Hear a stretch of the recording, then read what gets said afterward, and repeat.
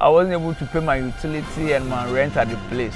So I had to come back home. My mom never believed when people told her that your son is smoking marijuana. Because I was a good boy at home. Prisoners have to eat and streets, not run away from the prisons. What motivates me is doing something like bridging the gap between poverty and prosperity for the rising generation.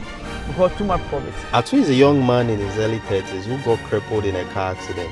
And after his brother had left him in an entire new city, he managed to survive with just $1. Let me tell you one thing. You know, my life in Cape Coast started with the amount of 12 cities.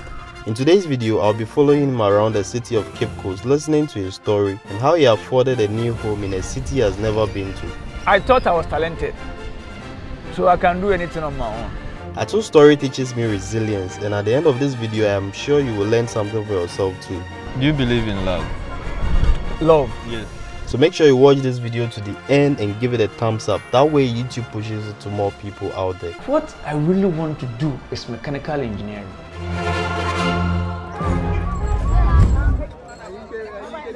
My name is Atokwame Nakotompo at Stephen Kwame Amo. And they have a song they sing in Africa that Atokwame Nakotompo, Comrades now no Rusun, Odidemi Norris.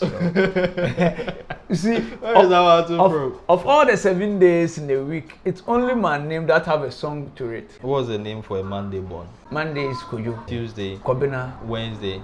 Kweku. Thursday is Yao. Yao, and then Friday is Kofi. So which I am Kofi because Kofi. I'm a Friday born. Yeah. Tell me your personal story. My personal story is it's a long story. Okay. Very long. Because I've been through a lot in life. My father didn't marry my mother before I was born. No. Yeah, they were, this girlfriend boyfriend thing. Okay. And pregnancy came and I was born. And during my childhood times, I don't know if I say I was a sickler, because most often I was sick. I felt sick and up and down from hospital. I quite remember sometime my mom told me that left small like they threw me away because I got sick and they thought I was dead. So they were planning to bury me and there was they thought I was dead. Oh, okay. Because they weren't breathing. Yeah. I wasn't breathing and all those things. And the nurse in our area told my mom that no, they should go to the hospital for the doctors to check to confirm that I was dead, really. So they took me to the hospital and God being so good, I wasn't dead. So I was brought back. It was continuous, sick. So the time all those sickness was over, I became crippled. You became crippled? Yeah. Like, you see some people, they walk like this, that this part of their legs will touch the ground. That's what was going on. So, but what caused that? I don't know. I don't really know, because I was sick for a long time. I don't really know that one. Oh. So my auntie was living in Accra, and the husband was a military man, a senior officer military man. And they have this thing, that health insurance thing in the military and all those civil work, that your child, husband and wife will get free medication. So my auntie changed my name. Yeah, Stephen Amu to Stephen Safo, so that I can get medication for free. So I was taken to SF Military Hospital. So I was given treatment, and they had to put POP on my leg. They will fix this one for some time, afterwards fix this one. So there was a time that I was discharged, but the POP was still on one of my legs. So I went to my auntie's house, and I was told that I was descending from the stairs when I slipped and fell down and broke the leg that the POP was not on. So I had the same leg that was healing. Yeah. So I had to be taken back to the hospital for treatment again. And I was treated, and they didn't want me to go back to my auntie's house, ascending and descending stairs. Yeah, because the bedrooms are on top. Yes. and the hall and all those things down. So by all means, I would go up and down. So I had to be taken to straight road. Okay. So That's where your mom is. Yeah. That's where my mom is. So on the bus coming to straight road, we had an accident, a crucial accident, and according to my mom, many people died on the bus. Wow. And my mom broke the hand, like broke the hand as breaking this thing like this. Wow. The bone was broken like this, and my 2 legs were also broken like this. Your own leg. The leg that have been treated. Why do people have to go through things like this? You don't know. I don't know if it's karma or nature or But our fate. I think it's my fate. What have you possibly done for karma to treat you like this at the age of 7 years? Maybe I have to learn something. I don't know, but I have to accept it. Yeah, sure. You know, I have to accept my fate. So my legs were broken again, and I had to be taken to the hospital again. Back to the hospital again. So by God's grace, I was healed. And if my mom shares her experience in the hospital, anytime she says this, she will cry. Is your mom still alive? Yeah, my mom is still alive. And this story I'm telling you as I'm smiling, it's like these few years, it's like now I've grown up, so I'm able to say it without sharing tears. Because it's very sad. My mom sharing her experience in the hospital, she said the time one hand was broken and she had to wash our clothes in the hospital. So imagine washing with one hand. So she sometimes had to get closer to the wall and use one of her hand to use the cloth to squeeze the wall like this. So she was brushing your clothes on the wall to wash it. To wash it. And sometimes she have to rinse it. So she have to beg someone to, oh, please help me to rinse my clothes. To cut everything short, everything was over and we came back to straight road. And life was going on smoothly. I went to JHS, I went to primary JHS, SHS. During SHS, I think my final year in SHS, one of my aunties, not the one that took me to hospital, another one, my mom's, their last born. The husband came to show. The husband is a lecturer in the university, K University. So she came around and she saw me and was discussing my issue with the husband. And the husband told me that, oh, as things are here in Shreru, surviving here will be hard. So when you finish senior high school, come to Kumasi. Okay. So I was happy. So the time I was writing my wasi and everything, swollen head.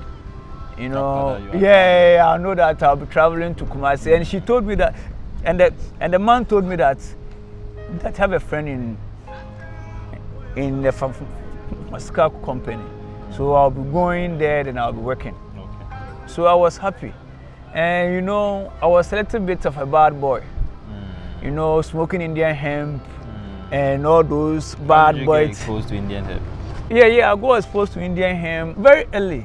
I think SHS 1 or so. Oh, SHS 1. SHS So 1. you picked the habit in high school? Yeah, in high school. You know, I was curious. They say curiosity kill a cat. I was curious because people were doing smoking and everything. So I wanted, you see them that they on top. You see them in the society that people they talk their issue, and so I wanted to be, something like that. So they sell it in my area. So I told a friend that I know how to do it. I didn't know how to do it, but I told a friend that was doing it that I know how to do it. So let's go and buy some.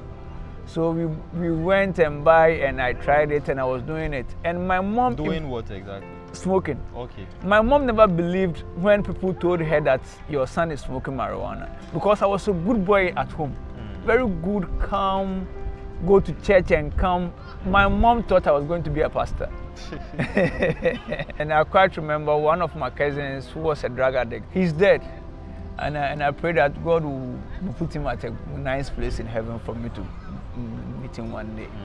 And he came to Shredo. And when my auntie that took me to hospital, her son, was on drugs, and they have been fighting. It's going to rehab, going to fetish priests, pastors. fetish praise to solve marijuana to solve the drug problem. And they tried everything. I quite remember after senior high school, he was taken to London to go to university, but because of the drug issue, he wasn't able to stay, so he was bounced back to Ghana. Okay. So when I was being taken to Kumasi, my mom's direct backbone told my auntie that was coming to take me to Kumasi that Atukwamena Yafrabon. Yes. Meaning Atukwamena is a bad boy. Atukwamena is a bad boy, so don't take him. Don't take him to Kumasi. He will create problem for you. So when I finished writing Wasi, about just a week after, then I called my auntie that, oh, this year and I finished writing my exam, so I want to come over. She told me that, oh, I've traveled to some place, you know, come and meet me, so wait when I come back. I called a week, a month, and I saw that no, the Kumasi is not going to come on.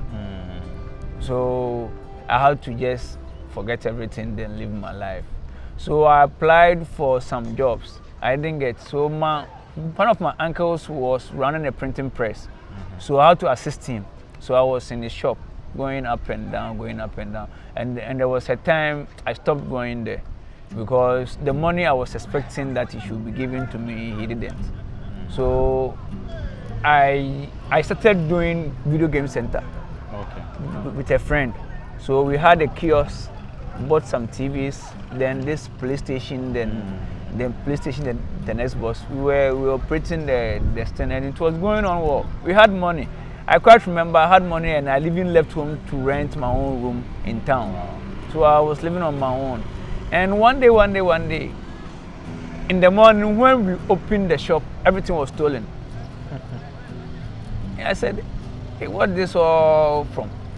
So I had to come back home because I wasn't able to pay my utility and my rent at the place. So I had to come back home. So sometimes I'm working in town, then I'll go to my uncle's office, then I'll you know, for small chop money. So one day I went to one of my uncles, Uncle Eric. I went to his office and he told me that if I get opportunity to work in the prison service, will I? I said that, why not? I was thinking he was joking because we joke a lot. I was thinking he was joking. So I said yes, because I wanted money from him. I would say anything, do anything for him to give me little money to put for my side. So he said yes. Then there and then he gave me a piece of paper. He gave me a piece of paper with a friend's number on it, so that I should call that friend and meet him. The person is the one who will give me the details of the whole thing. So I called the friend, and the friend told me he was in the bank or town or something like that. So I went, and the friend gave me the prospectus, the things that I should buy to take to the training school. I think it was about a week time, and I went back to my uncle, and my uncle gave me money to buy all those things needed. Khaki shorts, canvas, socks, white t-shirt, all those things. You see, like going to the boarding school. Then immediately, within a week, fast to Accra, to the training school. So we went. The police officer training school. Prison officers training school. So I had protocol. You see, I didn't buy forms. You know, they sell forms. I didn't buy form. I didn't do anything, but just inside. So we went to the training, and with the prison service, it's not like police that after training school then you are a full officer. With the prison service, you go to the training school for a period of time, come to the prison itself, then come do practicals, then see how the work you do. Then afterwards, you go to the training school again. What do you do as a prison officer? Oh, prison officer, you know, the prisoners have to eat and security, not run away from the prisons. And medication and all those things. So in the prison service, in the morning, you open the prisons, check, let them come out, check their number, then go for breakfast. After breakfast, they just be roaming about. Then they'll go for lunch, then supper. They'll just be roaming about in the prisons. So anytime a shift is being changed, like the officers will change your shift, you have to check their number, the prisoners, their numbers. So sometimes the numbers, it don't tally. We will check, recheck. Sometimes we will check, then 1 or 2 people that will be missing, and we have to check and check and check. So as I was saying, you go to the prison itself for practicals and see how the work is, and come back to the training school, and you share your experience. When you went, what you saw, and you'll be trained and you'll be taught how to deal with the prisoners and all those things. So the time in my case, the time we spent about 2-3 months at the training school, went to the prisons and do small practicals. So we were to be taken back to the training school again to finalize the whole thing. And the time I went there, they said my name is not in the list. As a prison officer? As a prison officer. But I thought you had protocol. Yeah, my name isn't inside. I fought hard, I do everything. My uncle gave me the interior minister's number to go to his office, and I did everything I can do, and I had to come back to Shiro and see everybody seeing me as a prison officer, and now not prison officer again. So going back to Shiro was a hell of a thing. But imagine what people will be thinking. Yes. You did something wrong. Yes. Yes. So I was taken back. I came back home.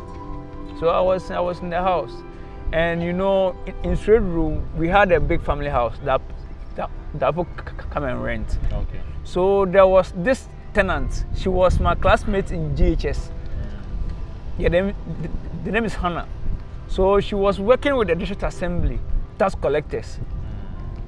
Those people that go around and collect people that are hawking, selling water and all those sweets, and yes, she was doing that job. And one day she came home and told me that her boss is looking for someone to employ. He's looking for a worker.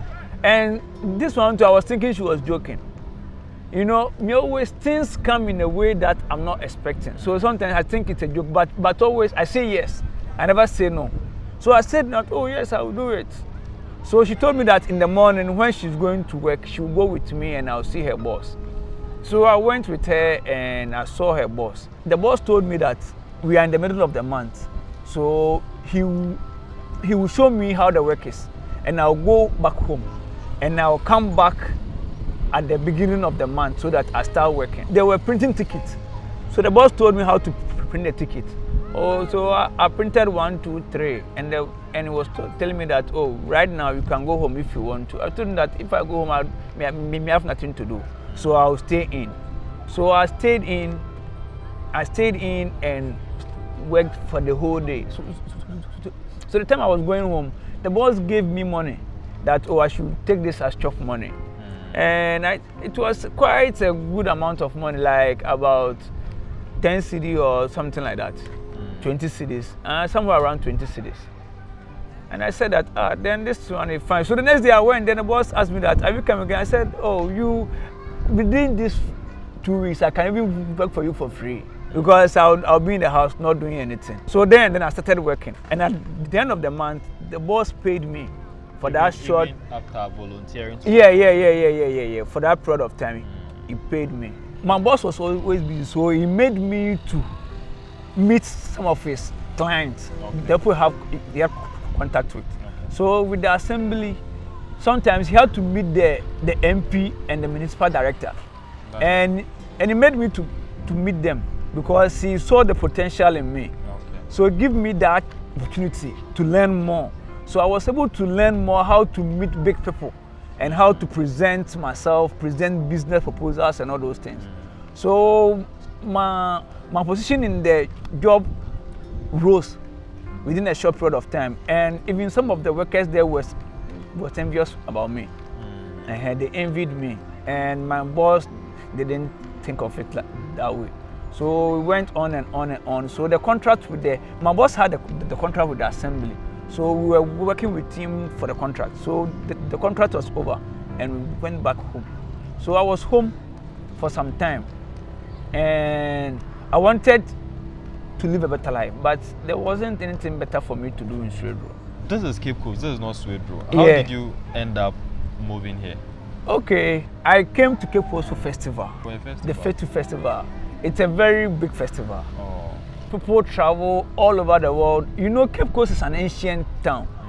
Yeah, those slave trade and all those things went on in Cape Coast. The castle, the Cape Coast castle. When you go to the Cape Coast castle, you witness it for yourself.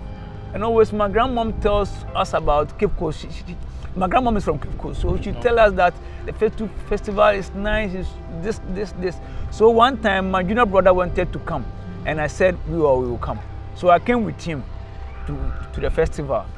And during the celebrations, I decided that at Cape Coast, we have nice place over here. We had the property over here. The place my shop is, and the whole building is for my grandmom because the father died and gave to them. Okay. Okay. So it's an inheritance. It's an inheritance. So when I came, I said, oh, we have property in Cape Coast, so I'll not go back to Sweden again. I told my junior brother on Saturday that I'll not go back to Sweden. Monday dawn, he was preparing, gathering his things to go back to Sweden. And I was just lying in bed. He was asking me that, why are you not going back to Sweden? I said that, I told you I'm not going back to Sweden again. Did you have any plan on staying in Cape Coast alone? I thought I was talented, so I can do anything on my own. By the time we came to the festival, we walked around the castle area. There I saw those people selling those things, artifacts. Yeah, those clothing and all those things. So I made friends with them. Okay. So I thought those friends, I can go to them. Okay. So we went to Sweden, and I was still in Cape Coast. Let me tell you one thing. You know, my life in Cape Coast started with the amount of 12 cities. Yeah, 12 cities. This 2 city notes, 6 of them, is what my junior brother gave to me. And he knew that money cannot survive me for about 3 or 4 days. He knew it. And he intentionally gave me that money because he never wanted me to stay in Cape Coast.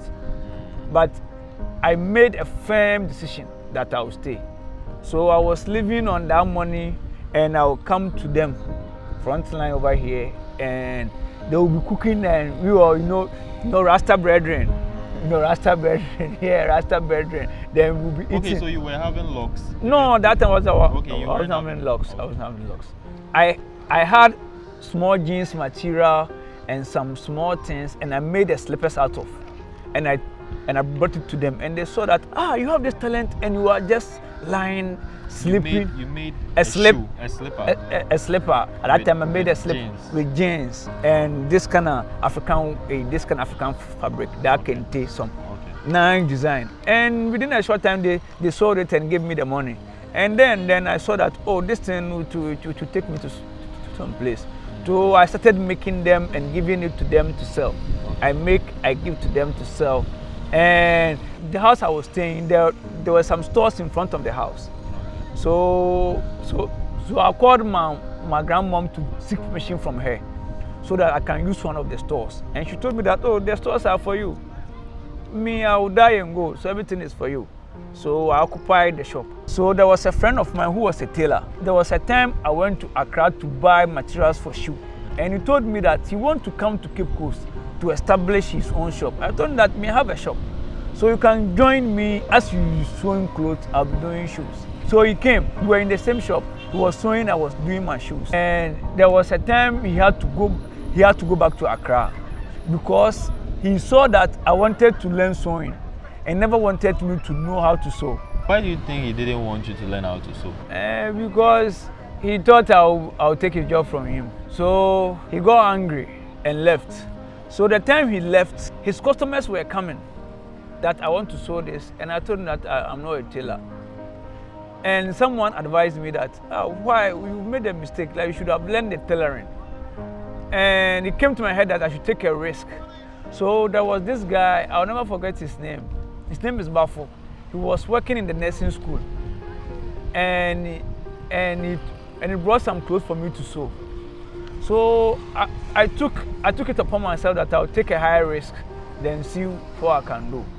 So I cut the cloth, I sewed it, and I saw that what I've sewn is not good, it's not nice at all. That when he sees it, he will be angry. So he will come to buy the shop and ask me, have you finished? I said, no, whereas the thing will be just at my side. finished, knowing that this thing, he can't wear it. Very ugly. And so one day, I wrapped it inside a polythene bag. So when he came, I told him, oh, I finished long time, take it. Then I gave to him. So that thing went on and on for some time, and I was perfecting. But how did he react when he realized that it wasn't? He didn't say anything. He took it away and he didn't say anything. He didn't bring the clothes back. He didn't say anything. He didn't come to the shop again, and on and on and on and on. I became a tailor.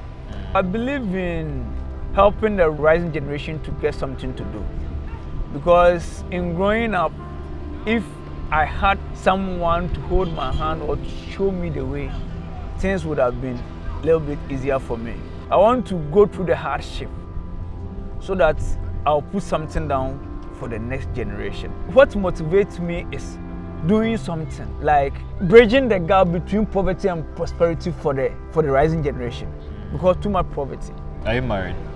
No, not yet. Do you plan on getting married very soon? Yeah. Always I'll postpone. Always I'll postpone. Always I'll say next year. Always next year. Always. But next year I'll do it. Next year you'll do it. Do you have someone already? Oh, I don't really. Do you believe in love? Love? Yes. As in relationship? No, as in loving someone, finding someone you love and being with them.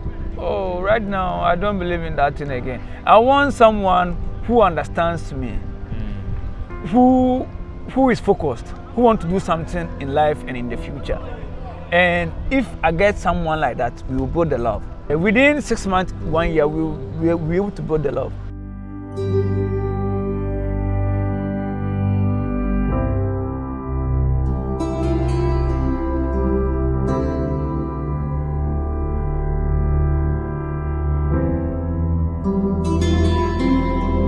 When it's harvest time for corn, we will buy the corn, then put it in sacks. Then we will go and buy pesticides and put it on them so that it not get spoiled. Okay. So when the harvest time is over and the price of the corn go high, then that time we will sell them. Oh wow! So it was palm oil then maize that I was doing with my friend. Okay. How were you able to afford the machines you use here? Oh, savings. Savings. Savings. I started with the 100 machine behind you.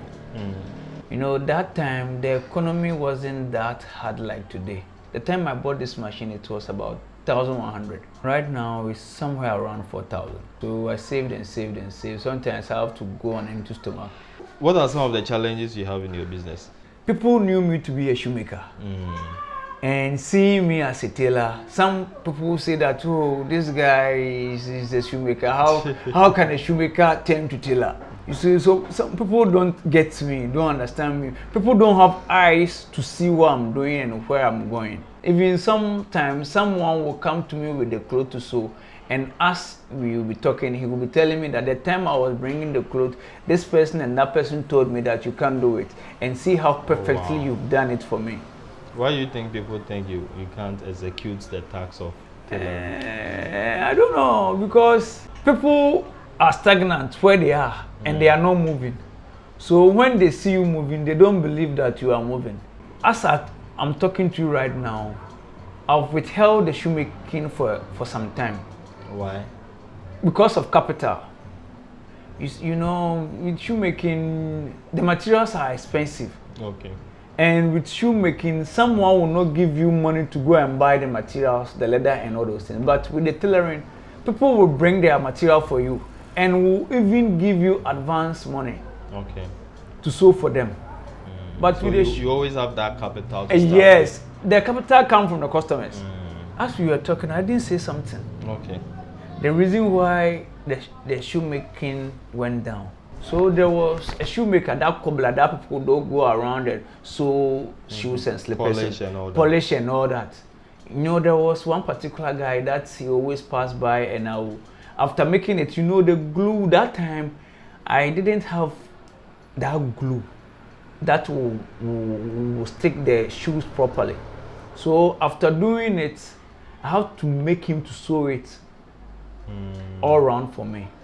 So he advised me that as I do it like 2 3 2 3, I can get money to make it in bulk, so that he will take it to market and sell it for me. So he advised me, and I was saving with a microfinance, so I went to them for a loan. And I went to Accra, bought a lot of materials, came and make a lot of slippers, ladies slippers and sandals. It was a lot of them, about 70 to 80 pieces. So we spent about a week or two to make actually he was with me in making all those things. You know, because he had a little experience with shoes and all those things. So we made it, and we finished everything on Sunday. Wow. And on the Monday that he was sleeping in the shop. This Particular shop. And I was in the room. So on the Monday when I came to the shop, I didn't see the slippers, and the guy too was in there. The ones you've made. The new ones I've made, that when we want to sell it and make money with it, start the business with it. I didn't see the slippers, I didn't see the guy. So I thought, oh, he's taking it to market, because maybe I didn't wake up early, wanted to go early. So I just forgot about it, thinking he would come. Day one, he didn't come. Day two, he didn't come. Getting to a week, he didn't come. Lo and behold, he took everything away. Wow. And I was owing the bank. So how to pay? So how to pay the bank? So I wasn't able to manufacture slippers and sandals again. So I was doing cobbler. It gave me a big time discouragement. Like, how many businesses have you tried so far?